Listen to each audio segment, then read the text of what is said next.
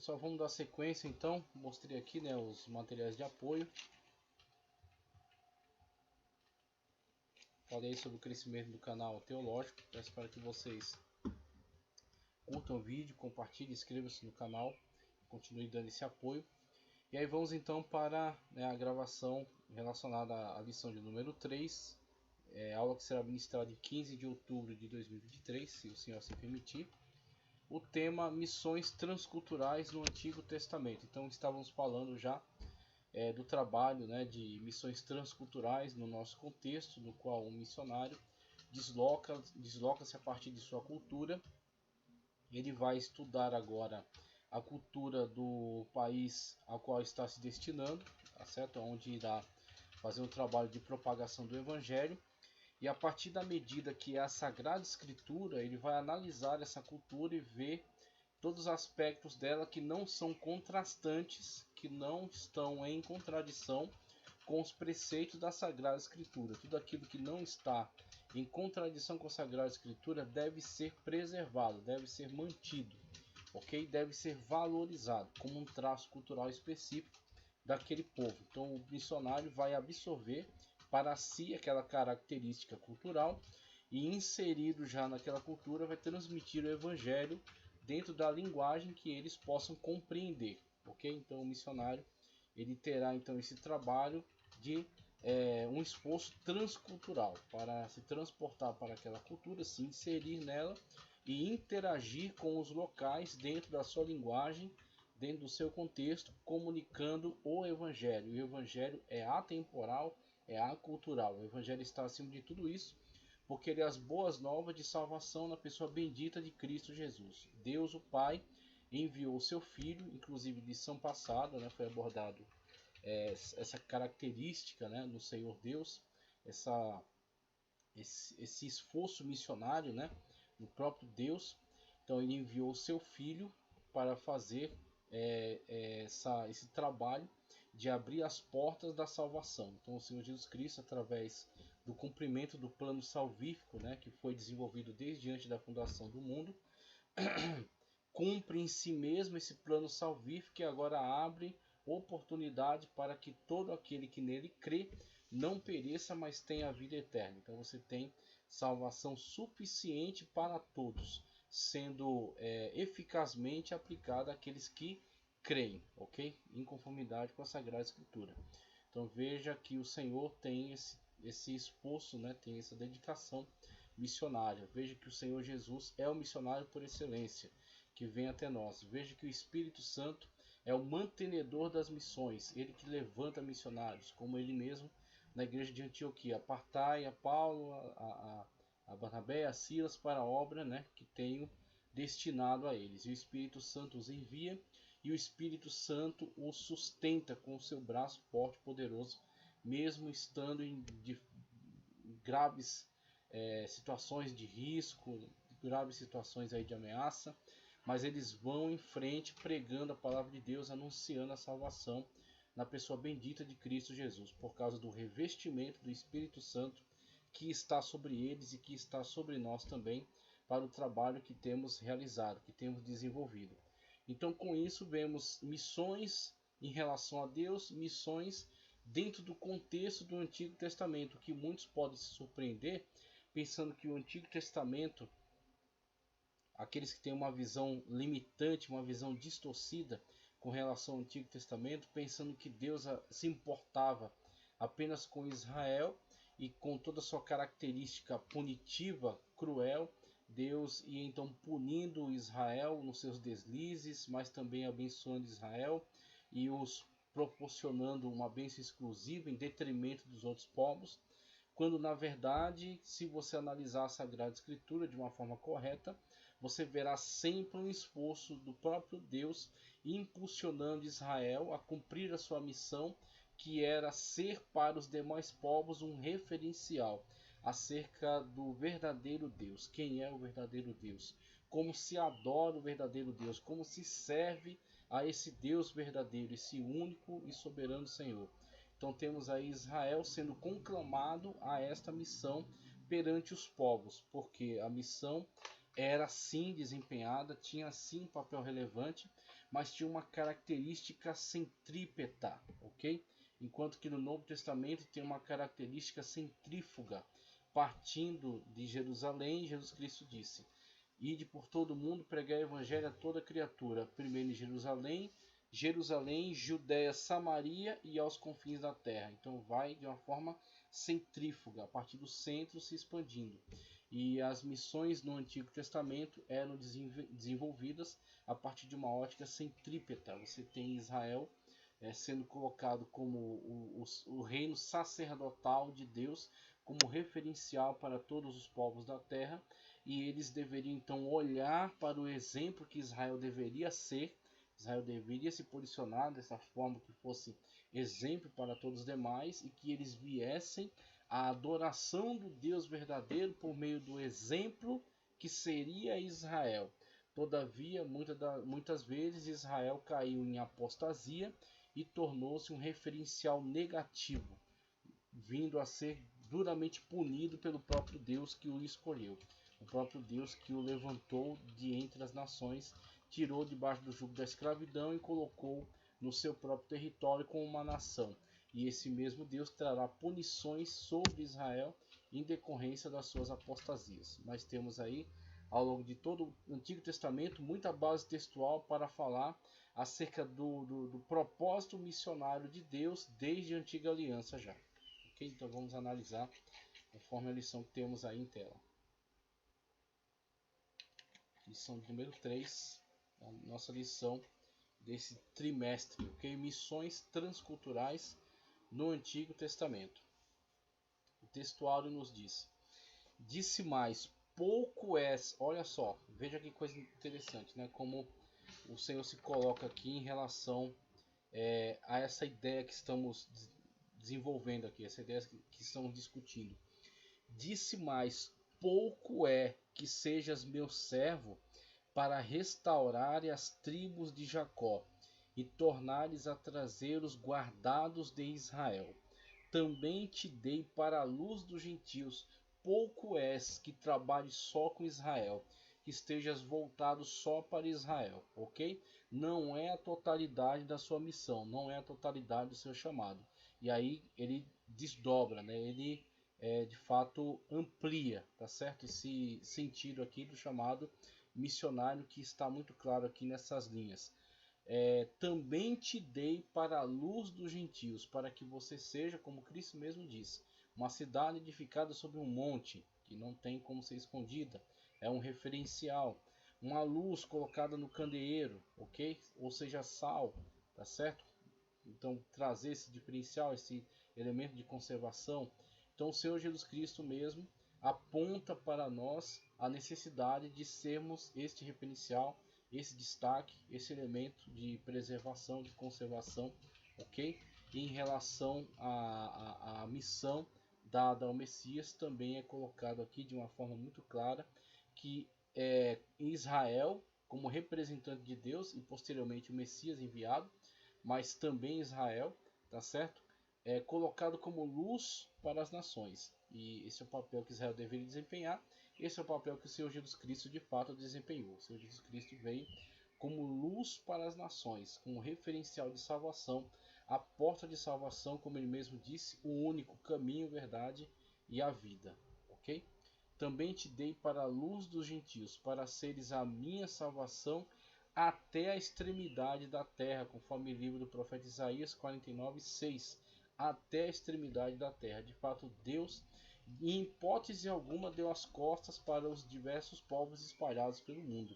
Mas o Senhor sempre teve como propósito construir meios pelos quais estes pudessem chegar à verdade, proporcionar-lhes meios de chegarem até a revelação do verdadeiro Deus. Então você veja, por exemplo, a situação na qual Deus tira um homem que era idólatra e estava numa das mais importantes cidades do mundo da época, que era Ur dos Caldeus, no antigo reino sumério, ao sul ali da Mesopotâmia, uma civilização bastante desenvolvida. Ele chama esse homem, primeiro sai um núcleo familiar pequeno, desloca-se até a região norte, que era chamada Padã Arã, E ali ele desenvolve um chamado mais específico em relação ao próprio Abrão ainda. Abrão e Sarai, juntamente com Ló, que era seu sobrinho, estava sob a sua responsabilidade, se deslocam atendendo a ordem de Deus para irem para a terra que ele mostraria, ou seja, que ele estaria ainda para mostrar. E ele peregrina na terra, chegando até Canaã, peregrina pelos territórios de Canaã, edifica altares, adora o El Shaddai, o Deus Todo-Poderoso, que não é representado com imagem de escultura e nem é cultuado por meio dos cerimoniais promíscuos, devassos que eram praticados entre os povos cananeus. Você tem Abrão como um missionário entre esses povos, um referencial do verdadeiro Deus entre esses estrangeiros. E aí você vê o grande propósito de Deus em proporcionar aos povos oportunidade. Eis aí a oportunidade. Veja Abraão, o referencial do Deus verdadeiro. E aí você tem toda aquela sequência de Abraão, Isaac, de Isaac, Jacó, de Jacó os 12, e os 12 são Israel, e Israel deveria ser essa referência, como mesmo diz, até a extremidade da terra, como luz para os gentios. Ok? Verdade prática, o amor de Deus para com as nações deve ser o mesmo.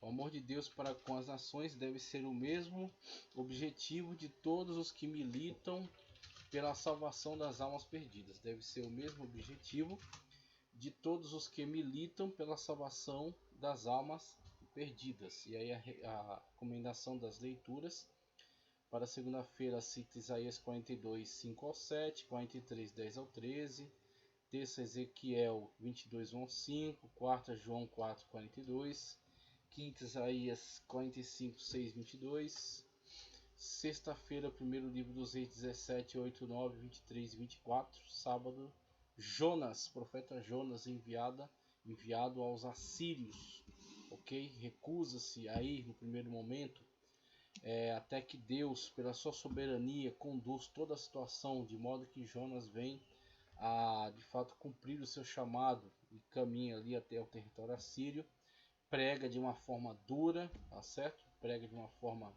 vamos dizer assim, muita má vontade, né? De alcançar qualquer tipo de conversão, mas leva uma mensagem dura de repreensão, e essa mensagem surte um efeito inesperado, vindo a haver uma conversão coletiva, o que faz com que Jonas fique ainda mais insatisfeito. Então, é um profeta contrariado, mas ele vai cumprir a ordem de Deus, ok? Que é soberano sobre a sua vida. Então, Jonas tem a soberania de Deus sendo apresentada para nós de uma forma muito clara, e o amor de Deus pelos povos, né? Que o Senhor não tem prazer na morte do ímpio, o Senhor não tem prazer na morte daquele que não conhece a sua santa palavra, a sua verdade, a sua escritura, a sua vontade para nós, ok?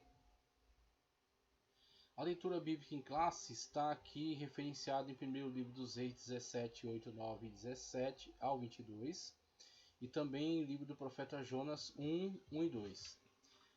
Começando aqui no livro de 1º livro dos Reis 17, 8 nos diz: Então veio a ele a palavra do Senhor dizendo: Levanta-te, vai a Sarepta, que é de Sidom. Eu quero já aproveitar na própria leitura para mostrar isso aqui, ó. Atlas Histórico e Geográfico da Bíblia de Paul Lawrence, da editora SBB, Sociedade Bíblica do Brasil, brasileira. Então temos aqui um importante recurso, que é um mapa do território de Israel, sinalizando também os locais de atuação dos profetas. Aqui, veja, afastar um pouco para você ver ele na sua extensão. Local de atuação dos profetas, desde o sul aqui, ó, de Berseba, tá? O deserto, né, de Berseba, até a região norte, que era a região já de Tiro e Sidom, dos fenícios, tá?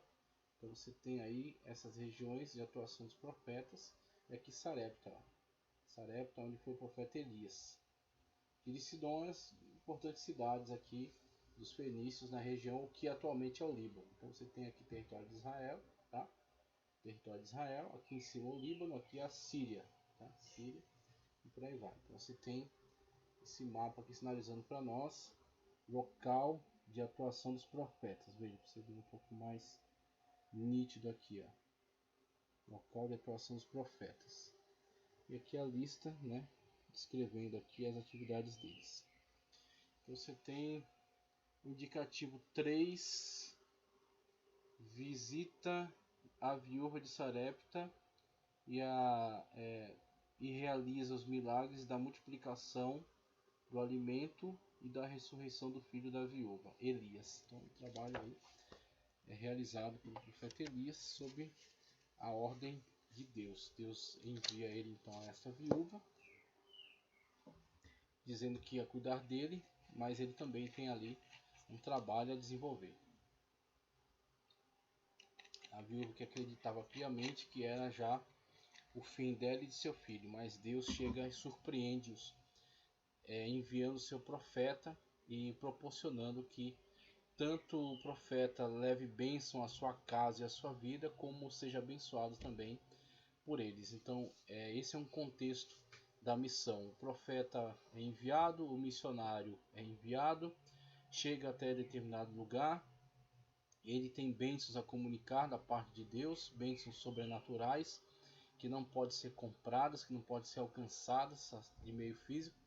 E ele também se abençoa com um convívio com aquelas pessoas que fazem com que ele tenha um desenvolvimento pessoal, um amadurecimento, que ele de fato alcance uma transformação de si mesmo. Ele se adapta, ele se transforma no contexto que ele está, e ele também é abençoado ao desempenhar o seu trabalho missionário e se envolver com as pessoas para quem ele foi enviado. Eis aí Elias interagindo com a viúva de Sarepta e trazendo o milagre à vida dela, tá certo? A multiplicação do alimento, a ressurreição do seu filho, e ele está ali abrigado contra a dura perseguição que está se desenvolvendo, até o dia que Deus o chama de volta, certo?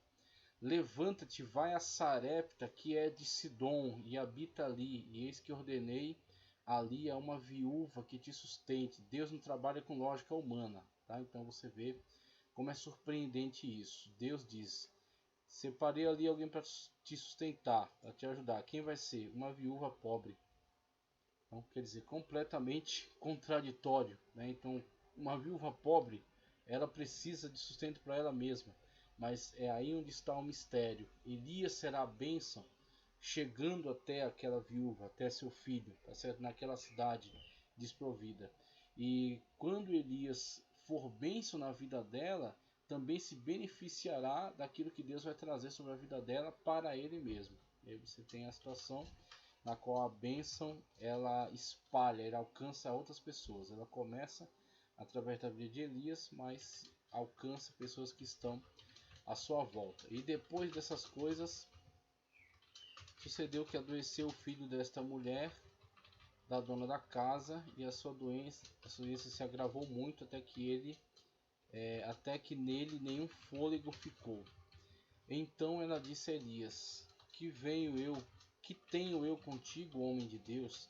Vieste tu a mim para trazeres à memória a minha iniquidade e matares meu filho? Ela acreditava que a presença do homem de Deus ali chamou a atenção de Deus para observar mais perto seus defeitos, seus pecados, seus erros, e assim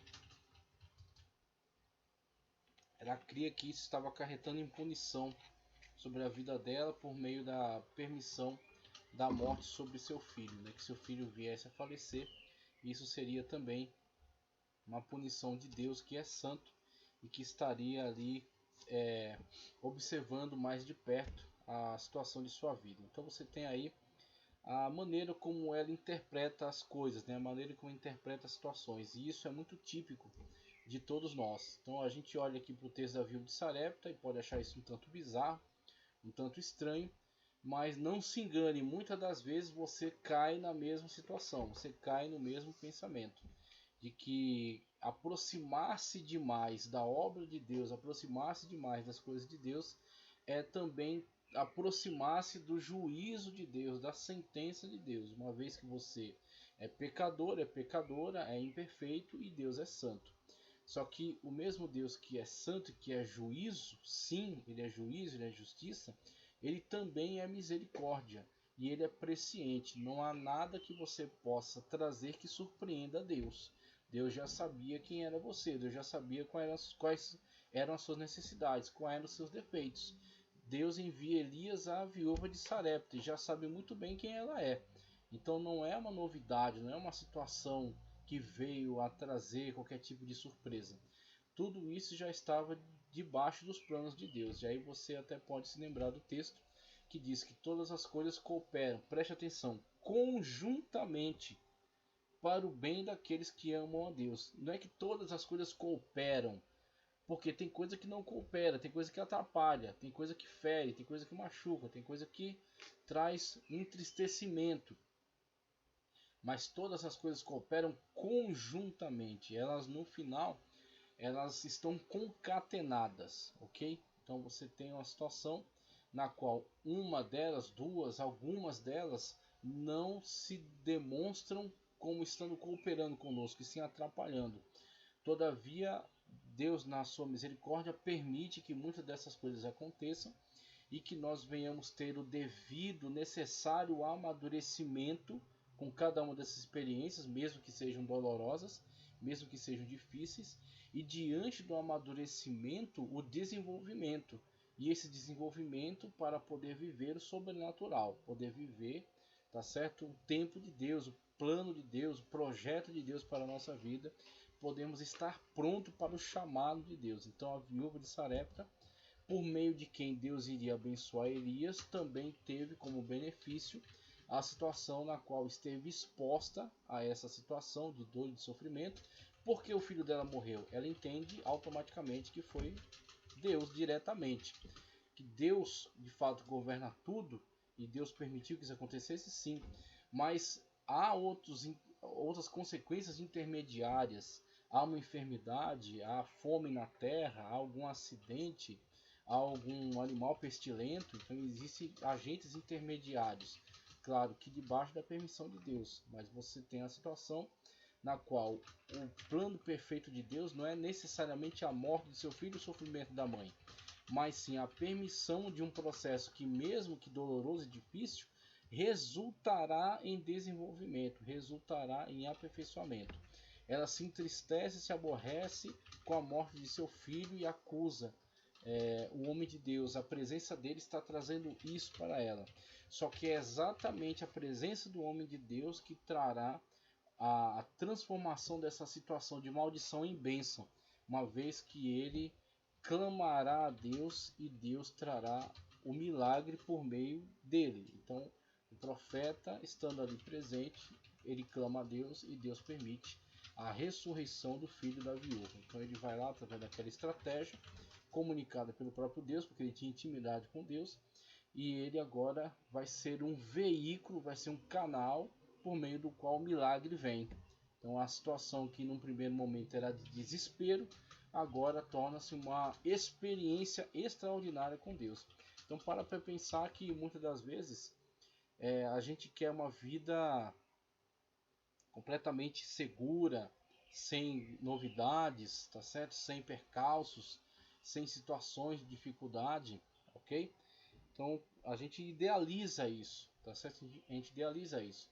Só que esse tipo de contexto não proporciona crescimento quando você nunca é tirado da sua zona de conforto. Então você está na sua zona de conforto, com situação financeira ótima, situação relacional na sua família maravilhosa, saúde impecável, tudo está dando certo, de vento em popa, mar de rosas, tudo bem. A situação é agradável, mas você com isso nunca tem um desenvolvimento maior, porque você está na zona de conforto. Então você nem pensa em sair daí, você nem pensa em ter outras experiências, você não se preocupa com outras situações, você está sempre dentro, tentando preservar essa situação. E aí onde Deus, muitas das vezes, para o seu próprio bem, permite que certas situações venham trazendo um desequilíbrio desse contexto para que você possa ter outras experiências, outras vivências e possa desenvolver num nível sobrenatural. Oração com fé, tá certo? Para o milagre. Um propósito maior com Deus, ok? Um clamor a Deus. Então Deus permite que situações sim aconteçam que trazem um desequilíbrio e tiram você da zona de conforto, mas proporcionam também desenvolvimento. Então foi isso que nós vimos aqui. E ele lhe disse: dá-me o teu filho. E ela o tomou, e ele o tomou no seu regaço e levou para cima ao quarto, onde ele mesmo habitava, e deitou em sua cama. E clamou ao Senhor e disse: ó Senhor meu Deus, também até a esta viúva com quem eu moro afligiste, matando-lhe seu filho? Então se mediu sobre o menino 3 vezes e clamou ao Senhor e disse: ó Senhor meu Deus, rogo-te que torne a alma deste menino a entrar nele. E o Senhor ouviu Elias, e a alma do menino tornou a entrar nele e reviveu. Coisa maravilhosa, né? Então veja aí a experiência enriquecedora para a viúva, para Elias, que estava aí nessa situação e que clamou a Deus. Deus ouviu e trouxe o milagre. Então você tem essa situação na qual Deus permite, muitas das vezes, situações, mas, como eu já disse, tudo coopera conjuntamente. Então, cada situação específica, muitas delas não cooperam. Muitas delas são um entrave, são dificuldades, são tribulações, são situações de tormento. Mas o conjunto delas, quando você poderá concluir que você amadureceu, você desenvolveu, você cresceu e você tem muito mais fé, muito mais confiança em Deus, muito mediante também o atravessar dessas situações, desses desertos, desses perigos, dessas situações difíceis que, sendo vencidas, fazem de você alguém muito melhor, ok? E veio a palavra do Senhor a Jonas, filho de Amitai, dizendo: levanta-te, vai à grande cidade de Nínive e clama contra ela, porque a sua malícia subiu até a mim. Você tem a ordem dada por Deus a Jonas para trazer de fato uma palavra, né, uma profecia, uma proclamação de exortação a Nínive, ok? Cujos pecados já chegavam diante de Deus. A medida da misericórdia de Deus estava se esgotando e ele traria pesado juízo sobre essa cidade. Jonas é enviado, se recusa, resiste, mas quem pode resistir à poderosa mão, à vontade soberana de Deus? Então você tem a situação de Jonas, sendo ele servo de Deus, ele entende que deve sim se dobrar, deve sim se curvar diante da soberania, diante da ordem de Deus, da vontade soberana de Deus. E ele vai até Nínive, clama duramente contra ela, e isso surte um efeito extraordinário, de tal maneira que até os animais jejuam. Arrependimento de pano de saco e cinza, e até os animais jejuam. Você vê como, de fato, os lugares que menos imaginamos, as pessoas que menos imaginamos podem vir a trazer um efeito, a trazer um resultado completamente inesperado, né? Pessoas que muitas das vezes reputamos por pessoas que não têm solução, que não têm conserto, que não vão trazer qualquer tipo de fruto para a obra de Deus, mas o Senhor, sendo conhecedor da natureza humana, vendo aquilo que nós não vemos, nos ordena a clamar, nos ordena a nos posicionar, a proclamar a palavra de Deus, a proclamar a salvação da pessoa bendita de Cristo Jesus. E se obedecemos, participamos dessa grande bênção que é sermos servos e servas de Deus, porta-voz da sua mensagem, ok?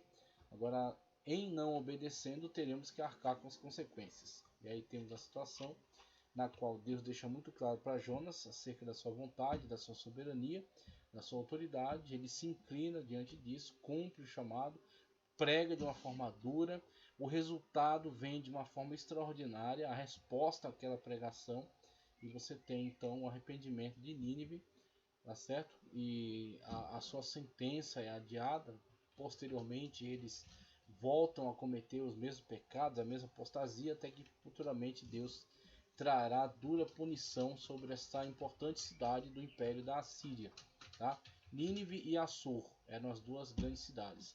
Naum vai falar acerca da punição de Nínive. Naum, primeiro Jonas, enviado por Deus a contragosto para pregar uma mensagem que lhes trouxe arrependimento e conversão e humilhação, e Naum vai trazer a sentença de Deus sobre a Nínive que havia se corrompido. O povo por meio do qual Deus vai valer-se como vara de punição sobre as 10 tribos de Israel, compatriotas, do próprio profeta Jonas. Em introdução, na lição anterior, vimos a natureza missionária de Deus por meio da sua relação com Abraão. Esta lição tem o propósito de considerar a nação de Israel como um povo escolhido. A nação de Israel, veja, como um povo escolhido com um propósito missionário, e tomar como exemplo, tá certo? Com propósito missionário e tomar como exemplo desse movimento missionário as narrativas bíblicas sobre Elias, tá? E a viúva de Sarepta, e a era do profeta Jonas, e finalmente analisar as alianças de Deus com a humanidade a partir da nação de Israel no Antigo Testamento. Contudo, o conceito de missão, de forma como conhecemos hoje, não aparece com clareza no Antigo Testamento em relação à nação de Israel como povo escolhido de Deus. Então, primeiramente, ele apresenta para nós sobre o que ele vai trabalhar. Ele vai trabalhar de uma forma muito clara a situação de Israel colocado como uma nação referência, tá? Então isso começa lá atrás com o patriarca Abraão, que é chamado, a partir de dos caldeus, desloca-lhe ali para Canaã, peregrina na terra em obediência à ordem de Deus, que lhe guia, lhe mostrará, tá certo? Para onde tem que ir. Então ele peregrina pela terra em obediência a Deus, aguardando pelo cumprimento das grandes promessas, como por exemplo as promessas que Deus dirige a ele, falando que a sua posteridade seria proprietária daquela terra. Então Abraão confia em Deus. Abraão permanece na confiança em Deus. Em algumas situações ele fraquejou, por exemplo, quando Deus falou que ele teria um descendente, ele já era velho, Sara também já era velha, e eles, sob esse desespero, sobre esta ansiedade em ver o cumprimento de Deus e não entender como isso se daria, eles vão e agregam Agar, dentro desse relacionamento. Então, Agar é a serva de Sara, ela se faz representar por Agar, uma vez que era estéril. Ela concebe, dá à luz Ismael, mas Deus deixa muito claro que esse não era o seu plano, esse não era o seu projeto. Isso aí foi gambiarra deles. Mas Ismael será dispensado, Abraão lhe dará bens e ele também será abençoado por Deus e prosperará. Mas o propósito era com Isaac. Então você tem a situação aí de Abraão, que obedece à voz de Deus e torna-se referência para os povos que estão à sua volta, como a gente já inclusive apontou, de Abraão e Isaac, Isaac e Jacó, Jacó e Israel. Israel é a nação referência colocada por Deus, aquele povo escravizado no Egito, libertado pela poderosa mão de Deus através de Moisés, entra na terra através de Josué, toma posse de boa parte do território, tá certo? E agora tem que servir a Deus em fidelidade. E é nesse ponto onde eles cometem muitos deslizes, muitas das vezes entrando em apostasia, indo após outros deuses, se prostituindo com os deuses das pessoas do local, que não foram eliminadas, permaneciam ali. Eles acabavam se envolvendo com esses cultos, culto a Baal, culto a Azerá, tá certo? Culto a Astarte, a Moloque. Infelizmente eles se deixam seduzir por esses cultos profanos, quando tornam-se então uma marca de vergonha, torna-se então um exemplo destrutivo, um mau exemplo, vindo eles a serem punidos de uma forma reiterada. Deus então, diante dessas apostasias, traz duras punições. Eles se arrependem, Deus lhes perdoa, Deus lhes restabelece e eles voltam a novamente cair nessas situações, até que Deus trará pesado juízo sobre a terra de Israel ao norte, as 10 tribos que são deportadas pela Assíria, e posteriormente a Babilônia torna-se uma vara de punição de Deus sobre Judá. Judá é levado para cativeiro, mas depois de 70 anos está na terra novamente, e agora não mais se deixando levar por essas idolatrias, por esses cultos profanos, servindo a Deus de uma forma fiel, mas infelizmente falham gravemente ao não receber o Messias enviado, quando o Senhor envia o seu Filho, e eles infelizmente não reconhecem nele o Filho de Deus, que ele sempre afirmava ser, e que deixava muito claro nisso através dos abundantes sinais, os poderosos milagres que realizava e as afirmações que dava, declarações que dava, de uma forma muito clara, deixando muito claro quem era ele, o Filho de Deus, o Logos divino pré-encarnado, aquele que veio até nós para trazer salvação. Então você tem essa situação para o Antigo Testamento, esses referenciais que não são tão específicos, o termo missão só será aplicado no Novo Testamento, mas já no Antigo Testamento você tem alguns referenciais deste direcionamento de Deus, ok? Então você tem aqui, ó, primeiro, né, ponto 1, tópico 1. O plano de Deus. O Senhor nosso Deus planejou desde os tempos antigos que o testemunho de Jesus Cristo fosse proclamado a todos os habitantes da terra. Cita aí Gênesis 12:3. Também conferir, né, comparação com Mateus 24:14, 28, 18 ao 20. Ou seja, a vontade divina era que todos os moradores da terra tivessem conhecimento a respeito da pessoa de Jesus. Nesse sentido, o meio planejado por Deus para o mundo conhecer o seu Filho passava por uma nação. O Pai chamou a nação de Israel para ser um povo missionário. Dessa forma, os israelitas deveriam ser testemunhas de Deus. Então você tem a situação, por exemplo, do proto-evangelho.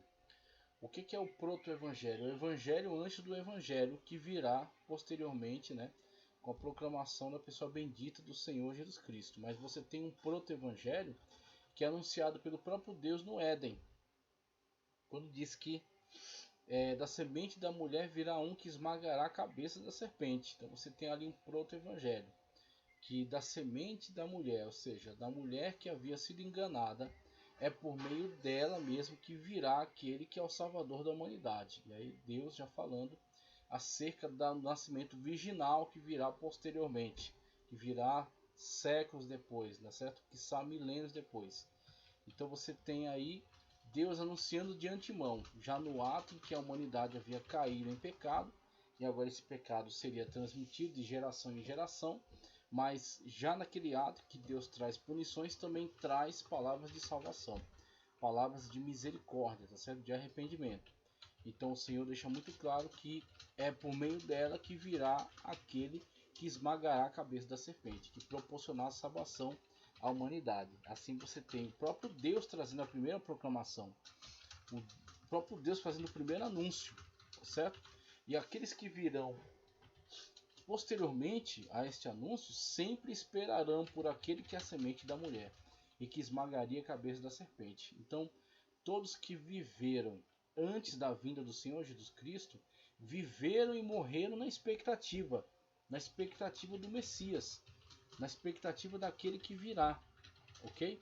Então o Senhor Jesus Cristo mesmo disse que muitos quiseram ver esses dias que vocês veem e não viram, os dias do Filho do Homem, os dias em que o Senhor se manifestaria. Ele deixou muito claro o privilégio de todos aqueles que estavam ao redor dele, que estavam tendo, em contemplar o cumprimento da promessa, em contemplar o cumprimento da profecia. Israel deveria ser mantenedora dessa mensagem, zeladora dessa mensagem, receber essa revelação da parte de Deus e proclamar a toda a humanidade esta mensagem. Então Israel estava diretamente envolvido com a proclamação dessa grande mensagem de salvação através daquele que virá. Então Jesus, quando ele dá o brado na cruz, está consumado, o tetelestai, como está no grego, aquilo não tem alcance apenas para o Novo Testamento, alcance apenas para o futuro. Aquilo tem todo um alcance retroativo que segue até o Éden. Ninguém no Antigo Testamento foi salvo por sangue de bode, nem de boi, nem de cabrito, nem de ovelha, nem de ritual levítico, nem coisa nenhuma desse tipo. Nem guarda de sábado, nem entrega de dízimo, nem nada disso. Ninguém é salvo por obras, ninguém é salvo por obras. Todos que são salvos na pessoa bendita do Senhor Jesus Cristo. Todos que são salvos da antiga aliança, recuando até Éden, foram salvos na expectativa daquele que virá. Então obedeciam a Deus nas leis levíticas, faziam sacrifícios, entregavam dízimos, tá certo?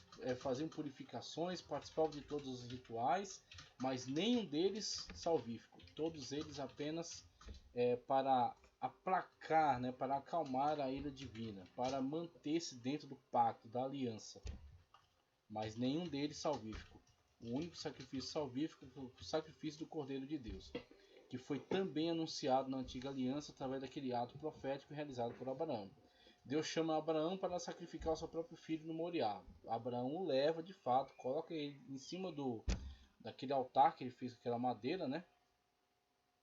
Ele levanta o cutelo para imolá-lo.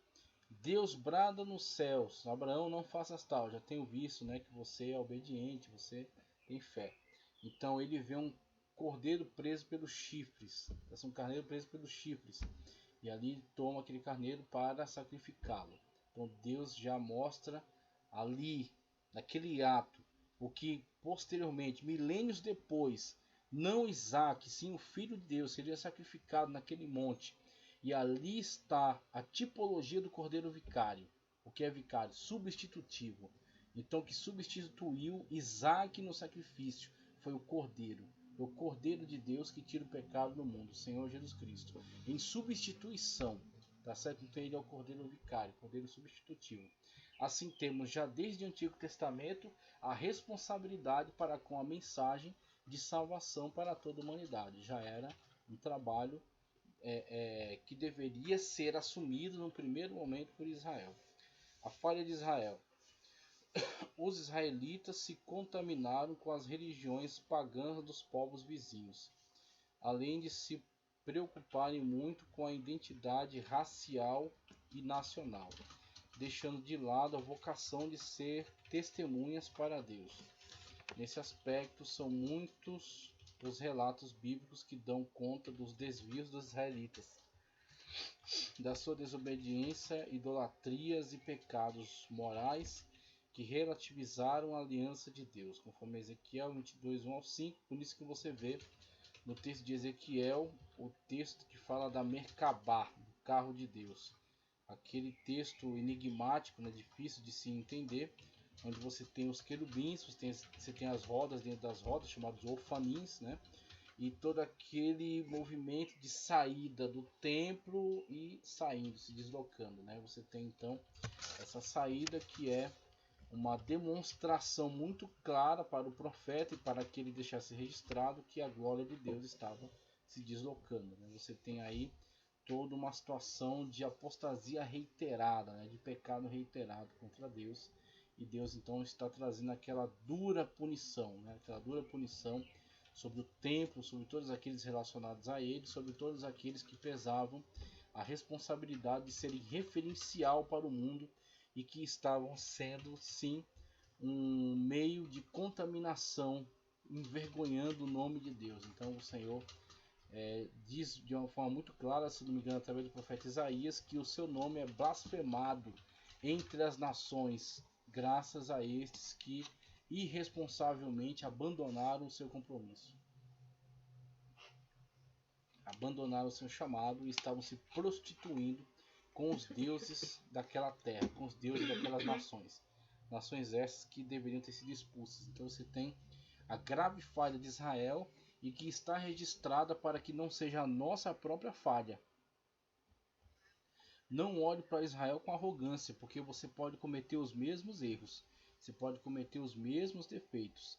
Abandonar a missão que foi dada pelo próprio Deus para você e começar a flertar com aquilo que está à sua volta, buscando o mais fácil, buscando o mais agradável e o mais prazeroso, e pondo de lado a missão que foi dada por Deus para você.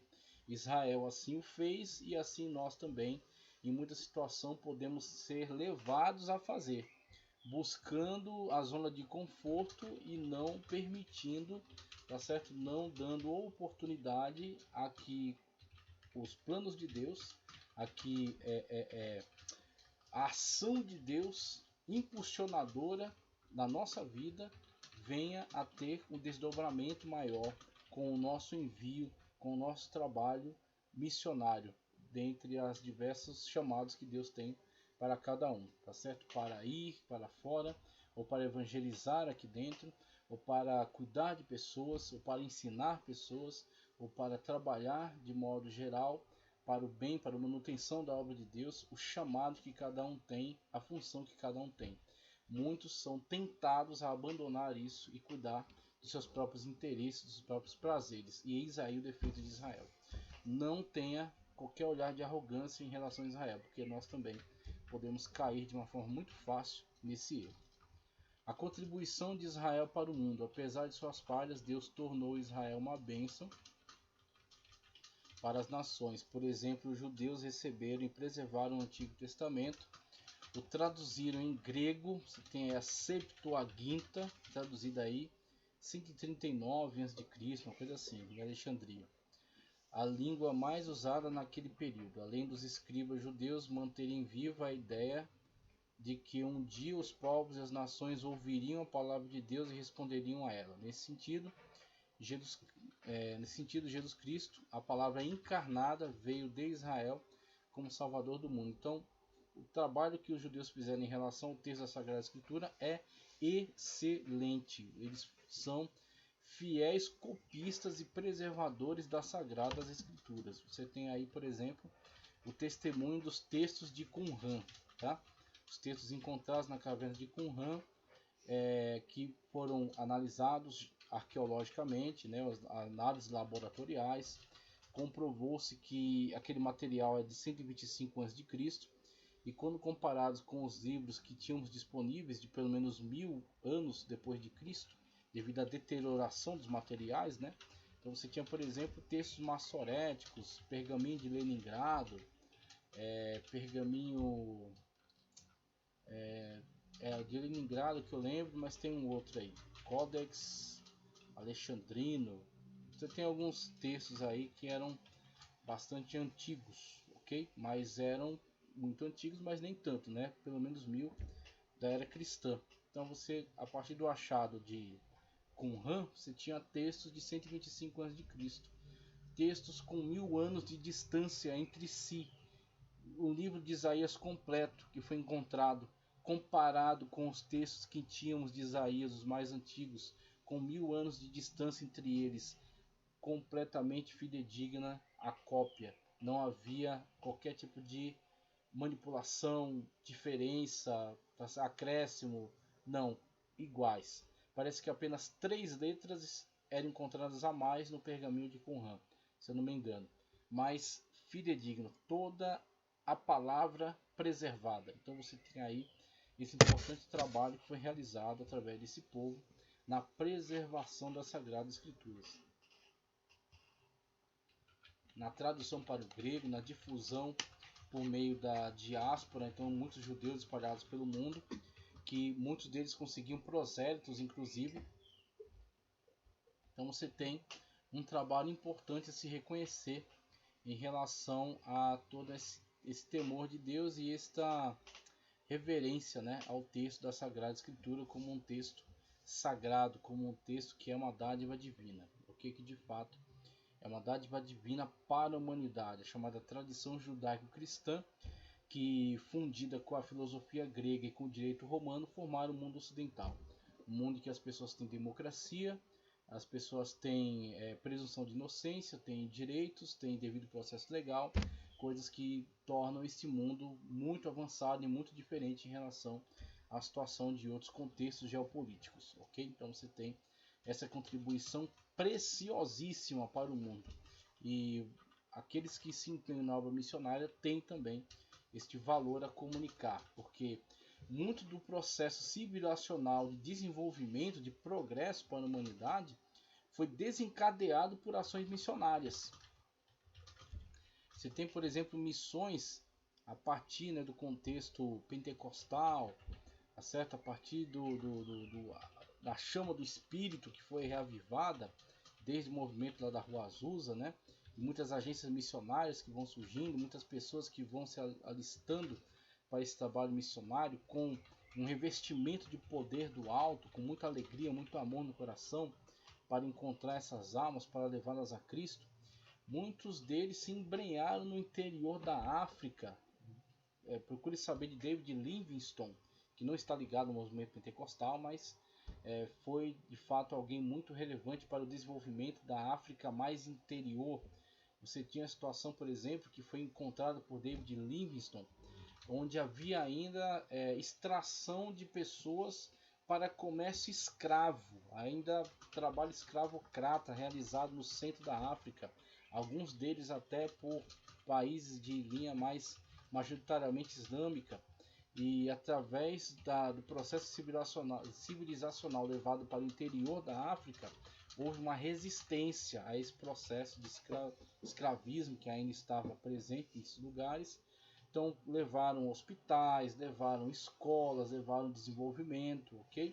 Então você tem que reconhecer que muitas dessas iniciativas missionárias são também iniciativas que trazem desenvolvimento social. Um missionário chega no lugar e prega a palavra de Deus para a salvação das almas, mas ele também leva uma profissão, leva alguns aspectos culturais relevantes que podem contribuir com aquela cultura, leva algumas situações que podem trazer benefícios sociais. Uma bênção completa, uma bênção espiritual e uma bênção também social. Então você tem muitas situações em que lugares que têm altos níveis de desenvolvimento, ao você analisar historicamente, houve ali um ponto de virada em que aquele povo saiu do primitivismo para um desenvolvimento social a partir de um trabalho missionário, a partir de uma influência benéfica, tá certo? Exercida por um trabalho missionário. Os olhos de Deus sobre todos os povos. Johannes Braun, erudito em missiologia. Muito desse conteúdo que eu falei para você, tem aqui, Teologia Bíblica de Missões. Pode consultar que o material é extraordinário. Johannes Braun, erudito em missiologia, que escreveu sobre os fundamentos do Antigo Testamento para missões, afirma que desde o início Deus mantinha seus olhos em todas as nações e povos. Podemos perceber isso nos capítulos 40 a 55 do profeta Isaías, na ida do profeta Elias a Sarepta e no livro do profeta Jonas. Nos livros proféticos encontramos profecias de restauração, incluindo um dia futuro no qual as nações estarão entre os redimidos. Okay? Isaías 45, 6, 22, 49, 6, 52, 10. Portanto, a preocupação de Deus para com as nações é clara no Antigo Testamento. Então, Deus, de fato, impulsiona diversas ações que venham a proporcionar proclamação do referencial correto de Deus para os povos, para que eles saiam da ignorância, saiam das trevas e tenham contato com a verdade de Deus. Então Deus é o impulsionador de muitas dessas ações missionárias já desde o Antigo Testamento, através desses meios, através de Israel, através de Abraão, como eu falei. Abraão é deslocado para o meio desse povo que estava imerso numa situação de corrupção moral, ok? E Abraão é referência ali entre eles. Israel deve ser referência para o mundo, muitas das vezes acaba não sendo, mas foi levantado por Deus para ser referência para o mundo, objetivando buscar o mundo, atrair o mundo para o referencial correto acerca de Deus. Qual é o culto aceitável por Deus? Qual é o comportamento aceitável por Deus? Quem é o verdadeiro Deus? Ok? Então temos aí todas essas mensagens referenciais a serem pregadas por meio de Israel. A viúva de Sarepta é o tópico 2 aqui do ponto 2.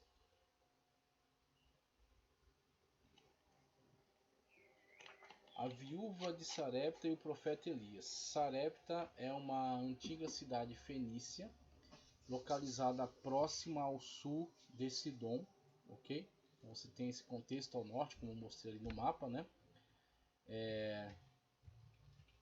Tiro e Sidom são as cidades mais importantes ali do Império Fenício naquela região, porque os fenícios estavam espalhados pelo Mediterrâneo.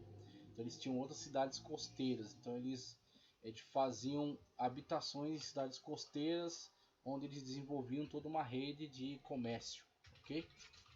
Então Tiro e Sidom eram dessas cidades. Quando Elias profetizou a grande seca que haveria na terra e castigaria Israel, Deus o enviou justamente à cidade de Sarepta, à casa de uma viúva que era muito pobre. Quando Elias chegou, ela estava preparando a última comida que tinha em casa, já convencida de que ela e seu filho morreriam logo depois. Mas quando a viúva obedeceu a palavra, de Elias, foi abençoada com o milagre da botija, a multiplicação da farinha e do azeite. Em seguida, o filho dela adoeceu e morreu. Nesse momento, Elias fez uma coisa maravilhosa que ela nunca esperaria. Pelo poder de Deus, o profeta ressuscitou o menino e o restaurou à vida. A mãe do menino falou: Nisso conheço agora que tu és homem de Deus e que a palavra de Deus na tua boca é verdade. Nisso reconheço agora que você é homem de Deus e que a palavra de Deus na sua boca é verdade. Dessa forma, Deus se tornou conhecido de uma estrangeira. Veja a sinergia que há entre a pregação e o pregador, tá? Então você tem a situação da viúva, que era desesperadora, que é uma tipologia da situação dos povos, ok? Sem esperança, sem expectativa, à margem já do carro da destruição. Ela acredita que está fazendo a última refeição para ela e seu filho. Então essa é a perspectiva dela, sem perspectiva, sem horizonte, sem futuro. Deus desloca Elias para aquele contexto. Agora vai haver uma interação, né, entre a situação de Elias e a da viúva. Então aquela viúva que não tinha perspectiva de futuro, juntamente com seu filho, e que agora, a partir do contato que terá com aquele que foi enviado de Deus, terá uma escolha a fazer, que é seguir aquilo que ele está orientando ou não, que é a escolha que todos os povos têm diante do chamado missionário. Diferentemente de outras religiões que pregam a guerra santa, tá certo? A coerção dos povos através da violência, o cristianismo, chamado pelo Senhor Jesus Cristo, né, levantado pelo próprio Deus, direcionado aí pela mão do Espírito Santo de Deus, não fala aos povos com agressividade, com violência, com estupidez. Eles levam a mensagem a partir da perspectiva de que a pessoa tem liberdade, ok? Claro que as pessoas não podem, devido à sua situação de queda, né, a depravação em que está a natureza, não podem por si mesmas fazerem boas escolhas para si. Então elas estão cegas devido ao pecado. Mas Deus remedia essa situação através da chamada graça preveniente. E aí você tem a atuação do Espírito Santo dentro desse âmbito da graça preveniente. O Espírito Santo é quem convence, não o missionário. O missionário prega, o missionário proclama, anuncia as boas novas, o evangelho, as boas novas de salvação da pessoa bendita de Cristo Jesus. Então existe um Salvador, existe ali toda a possibilidade de perdão de pecados e reconciliação com Deus. O seu chamado é para proclamar. O Espírito Santo, simultaneamente no ato em que está sendo feita a proclamação da palavra, ele está num trabalho de convencimento, ok? Convencendo o homem do pecado, da justiça e do juízo. E esse trabalho de convencimento inclui também a graça preveniente, que é o meio pelo qual a pessoa, abrindo o coração para o trabalho do Espírito Santo de convencimento, o missionário está proclamando, o Espírito Santo está convencendo. Se a pessoa abre o coração para o convencimento, ela não resiste ao Espírito, esta graça atua dentro dela. Então ela tem, a partir dessa graça, uma reabilitação para que possa fazer uma escolha. Ela ainda fará essa escolha. Deus já trabalhou dentro dela no convencimento e na reabilitação para que ela possa fazer uma escolha. Então ela, fazendo esta escolha em prol do Evangelho, como Jesus Cristo disse, aqueles que creem serão salvos, aqueles que não creem já estão condenados. Veja que está Ele chama a pessoa a essa responsabilidade de crer ou descrer. Se crer, será salvo, na pessoa bendita de Cristo Jesus. Se não crer, condenado já está, porque todos pecaram e destituídos estão da glória de Deus. Condenados todos já estão, mas alguns serão salvos se crerem. E quem habilita a pessoa a crer? Ação convencedora do Espírito Santo e graça preveniente atuando dentro dele. E qual é o nosso papel? Proclamar, tá certo? Levar a mensagem de boas novas de salvação em Cristo Jesus. Existe um único Salvador para toda a humanidade, um único caminho, única verdade, e só ele tem a vida, certo? Então eis aí o trabalho que a gente vê no Novo Testamento e uma tipologia desse trabalho no Antigo através dessas situações vividas, por exemplo, por Elias, que é deslocado por Deus para Sarepta, que tem um encontro com esta mulher que não tinha qualquer perspectiva de vida. Esta mulher tem uma escolha a fazer. Elias disse: faça primeiro para mim. Ela pode não fazer, ela pode rejeitar, ela pode dar as costas ao profeta. Ela opta por fazer. Faz ali um bolo, né, que ela tinha, com os poucos materiais que ela tinha, primeiro para Elias. Elias está alimentado. Ele agora é debaixo do poder de Deus, da autoridade de Deus que lhe foi dada. Ele abençoa então aquela mulher que agora recebe a multiplicação daquilo que para ela seria a última refeição, e agora é a refeição suficiente, porque foi multiplicada. A refeição é multiplicada. Posteriormente a isso acontece a situação com o seu filho, que, como eu falei, todas as coisas cooperam conjuntamente, não individualmente, não isoladamente, mas conjuntamente. Essa situação com o filho dela no primeiro momento foi desespero, mas tendo ela atendido, né, priorizado, obedecido à orientação do profeta, o profeta está junto a ela, por meio de quem virá o milagre.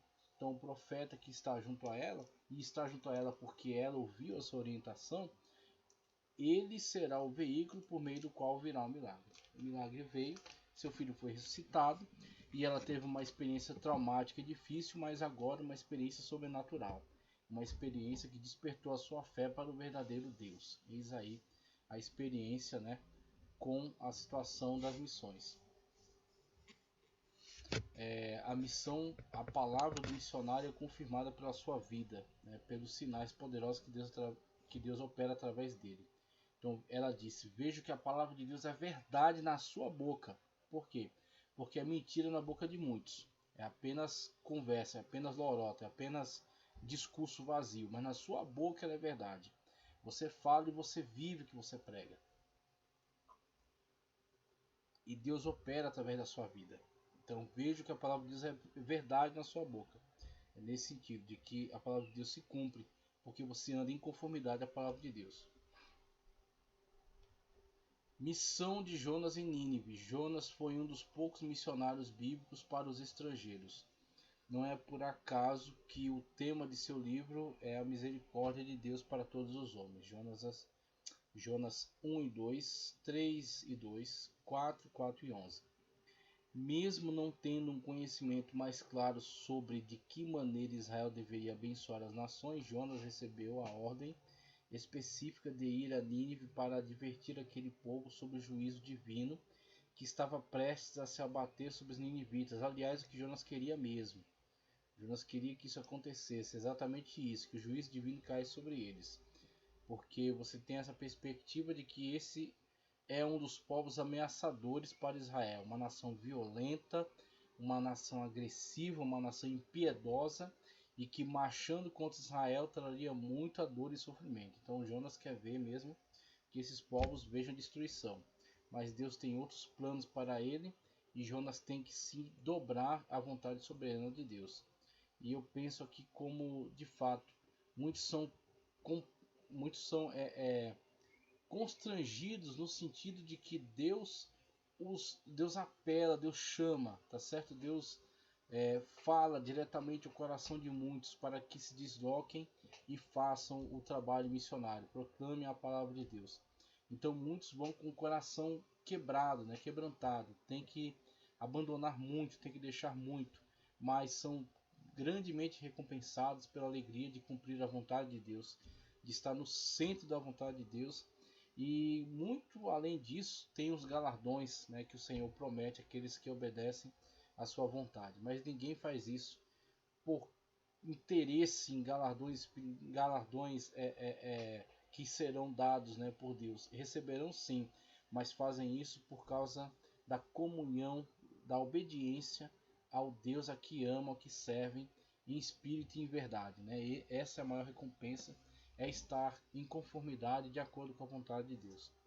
Como consequência de seus muitos pecados, Nínive era a capital da Assíria, uma nação perversa, cruel e imoral. Cita aqui Bíblia de Estudo Pentecostal. Ao comentar o capítulo 3 do livro, destaca ter sido um dos despertamentos espirituais mais notáveis da história, quando o rei conclama todos ao jejum e à oração, e por isso o juízo não recaiu sobre eles. Como a cidade não foi condenada, em razão do arrependimento do povo, o profeta ficou profundamente indignado. Ele queria de fato que a palavra de juízo se cumprisse literalmente, para ver-se livre daquele povo ameaçador, daquele povo cruel. Essa situação de Nínive, só um adendo aqui, né, só um parênteses que eu abro. Eu estudei, deixa eu ver se eu acho o livro aqui. Acho que é esse livro aqui, ó, dos Sumérios a Babel. Acho que é esse livro aqui, se eu não me engano. Dos Sumérios a Babel, da editora Hermes. Ele fala um pouco também sobre Nínive. E Nínive, uma explicação dentro do campo da geopolítica sobre essa situação de Nínive e da Assíria de modo geral, sobre essa violência, essa crueldade deles, é dito que o território deles é desprovido de barreiras naturais, tá? Então eles estavam num lugar plano, facilmente acessível para importantes impérios da época, povos fortes, né? Povos aguerridos, povos cruéis da época. Então Nínive, Assur, os assírios de modo geral, eram constantemente assediados por povos extremamente violentos ao longo de muitos séculos, tá? Então eles meio que desenvolveram esta postura aguerrida, essa postura violenta, essa postura cruel, ok? Para lidar também com esta agressividade com que eram tratados ao longo de muito tempo. Então não estamos aqui justificando as maldades dos assírios, estamos apenas tentando entender o seu contexto. É aquilo que alguns gostam de falar. Explica, mas não justifica. De fato, não justifica. Não estamos aqui fazendo qualquer tipo de esforço de justificação, mas estamos aqui tentando entender como isso veio a se desenvolver. E esta é uma explicação plausível. Um povo lidando constantemente com violência, um povo lidando constantemente com crueldade, e vai absorvendo isso e desenvolvendo eles mesmos esta resposta com crueldade, com violência, tá certo? E aí você tem essa situação na qual o seu pecado chega diante de Deus, Deus envia o profeta para anunciar juízo, e diante desse anúncio de juízo, o povo vem a se arrepender.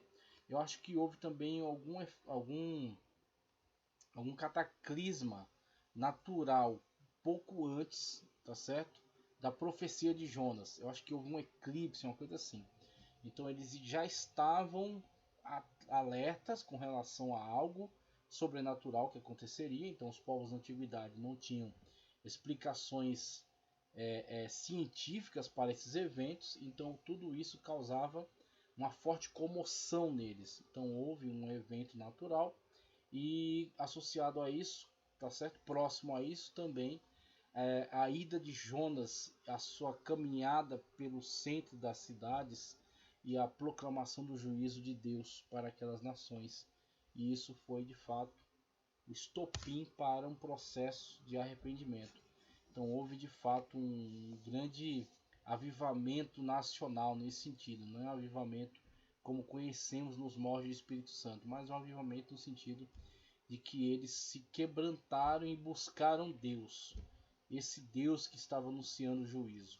Eles buscaram por esse Deus e demonstraram isso em atos, né? Como Tiago diz: mostra-me a tua fé sem obras, que eu te mostrarei a minha fé pelas minhas obras. Isso foi foi praticado pelos ninivitas, viu? Eles não só se arrependeram, eles queriam demonstrar arrependimento, humilhação diante de Deus. Então, pano de saco e cinza e jejum até para os animais. Então, foi uma grande comoção, né?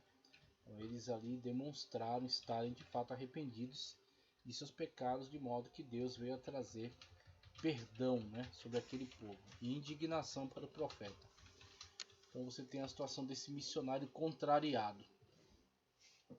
Você não precisa ser um missionário contrariado como Jonas foi. Você só precisa obedecer a Deus e se submeter à sua vontade perfeita e soberana, que é muito melhor do que a nossa. Terceiro, caminhando para o final, alianças entre Deus e a humanidade no Antigo Testamento. 1. Alianças de Deus. Com a queda do homem, toda a criação ficou sujeita ao pecado. Ok? Então você tem essa situação aqui, ó, alianças de Deus e a humanidade no Antigo Testamento. Primeiro, aliança de Deus.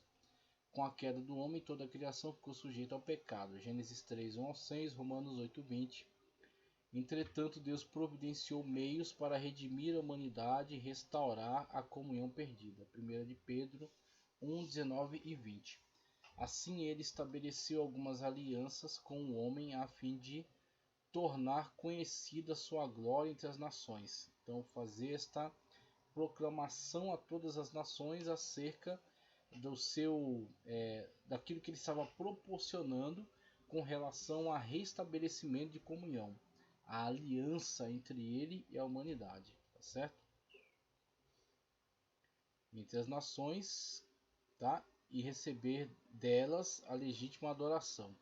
Por isso há na Bíblia alianças denominadas condicionais e incondicionais entre Deus e a humanidade, certo? Alianças condicionais onde Deus estabelece que é necessário uma resposta positiva para que ela funcione. E alianças incondicionais onde Deus faz aquilo baseando no seu próprio nome, na sua própria iniciativa. Então é uma aliança a qual Deus mesmo se responsabiliza por toda sua concretização. Deus toma para si a responsabilidade da realização e do funcionamento. Aliança incondicional e condicional. A aliança incondicional é uma disposição soberana de Deus. Por exemplo, não faltará rei a Davi que se assente sobre o trono. Então isso prevaleceu, e ao longo do período em que Israel ao norte trocava de dinastias constantemente, a dinastia davídica ao sul seguiu até que caiu diante dos babilônios e será novamente religada quando o próprio Filho de Deus assumir esse papel. Então o Senhor Jesus Cristo, que é da descendência de Davi e que será rei sobre essa terra, reinará 1000 anos no milênio. Tá? Então você tem essa situação de cumprimento no passado e ainda cumprimento escatológico que virá. A qual ele estabelece um contrato incondicional ou declarativo com o homem, obrigando-se em graça, ou seja, voluntariamente. Ninguém obriga a Deus, é Deus que se obriga a isso, ok? Deus que se dispõe a isso, melhor dizendo, de sua própria iniciativa, bênçãos para aqueles, deixa eu ver aqui, com quem compactua. Gênesis 12, 1 ao 4. A aliança condicional é uma proposta de Deus em que, num contrato condicional e mútuo com o ser humano, segundo condições pré-estabelecidas, ele promete conceder bênçãos especiais ao indivíduo desde que este cumpra perfeitamente certas condições. As condições, por exemplo, do Ebal e do Gerizim, né? Se você obedecer, as bênçãos virão. Se você desobedecer, as maldições te acompanharão. Como bem esclarecido ali no Deuteronômio, né? Certas condições, bem como executar punições precisas. Aqui, ó, deixa eu continuar. Ele promete conceder bênçãos especiais ao indivíduo desde que este cumpra perfeitamente certas condições, bem como executar punições precisas em caso de não cumprimento. Deuteronômio 28, citei aqui. Assim, por meio de suas alianças, Deus firmou um compromisso com o rei Davi, incondicional, de alcance mundial, que resultou no advento do Senhor Jesus Cristo como Salvador enviado por Deus ao mundo. Então Deus firma alianças e por meio dessas alianças o seu relacionamento com a humanidade. A aliança de Noé, que não destruiria mais a terra com dilúvio. A aliança incondicional que estabelece com Davi e terá o seu cumprimento na pessoa bendita do Senhor Jesus Cristo, que vem conforme a geração de Davi. Então Deus, ao estabelecer essas alianças, cria os meios. É a iniciativa do próprio Deus, tá certo? Num processo salvífico, é Ele que desencadeia, é Ele que planeja, é Ele que desencadeia o processo. E é Ele que proporciona ao homem possibilidades de chegar até alcançar esta graça salvífica, tá certo? E restabelecer então a comunhão com Deus. Então você tem desde o Antigo Testamento Deus tomando a frente, tá certo? Deus proporcionando os meios, desencadeando o processo. Então você vê desde o Antigo Testamento essas características muito claras em Deus, envolvendo-se diretamente com as missões e com todo esse plano salvífico para com a humanidade, tá certo? Então é completamente falsa a visão de um Deus vingativo, sanguinário e punitivo do Antigo Testamento. Sim, é um Deus justo, mas também é um Deus misericordioso. É um Deus que traz sim punições a partir da sua soberania, da sua autoridade, mas é um Deus também que proporciona meios salvíficos desde sempre, sempre buscando restaurar, restabelecer a comunhão com a humanidade, tá certo? Através de diversas estratégias que foram aí apresentadas. A conclusão nos diz, veja só, vimos que o plano de Deus abrange toda a humanidade. Seu alvo é revelar a sua glória a todos os povos. Por diversas vezes Israel foi advertido pelos profetas para não guardar a mensagem de salvação somente para si, mas proclamá-la entre as nações, a sua glória entre todos os povos, as suas maravilhas. Salmo 96:3.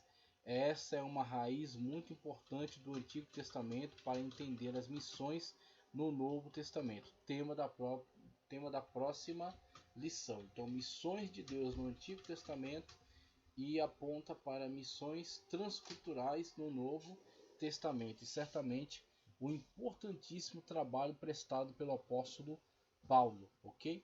Então agradeço por você ter permanecido até aqui, peço para que você curta o vídeo, compartilhe, inscreva-se no canal. 3.707 inscritos já e vamos mais adiante com a bênção de Deus e com a sua participação. Muito obrigado, que Deus te abençoe poderosamente, que você venha realizar, venha apresentar uma aula edificante, transformadora, uma aula que venha trazer de fato bênção para a vida das pessoas. Muito obrigado, fiquem com Deus, uma ótima noite.